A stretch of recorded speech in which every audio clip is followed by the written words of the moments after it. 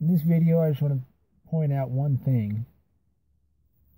Matthew 24:12 says that because iniquity will abound, the love of many will grow cold.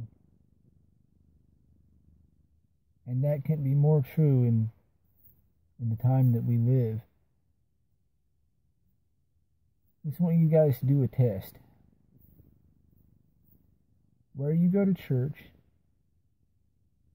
do these people go out into the community and help those less fortunate than themselves? Or do they keep things to themselves and not help others? A good example of this is I've seen churches that spend hundreds of thousands of dollars, and in some cases millions of dollars, on gymnasiums just so their children can play sports indoors. However, from the New Testament, we see that that's not right. Do we see the New Testament church building coliseums? Or do we see the New Testament church giving all that they have so that no one has need? You might refer to the end of Acts chapter 2. They sold all that they have, and then they distributed it among those who had need, as they had need.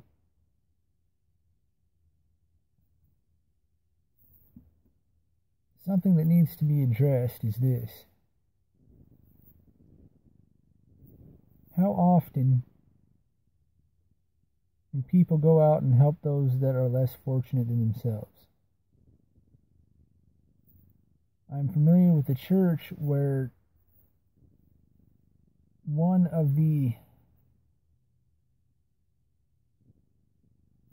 someone who is prominent in the church cares more about their brand new truck than they do other people.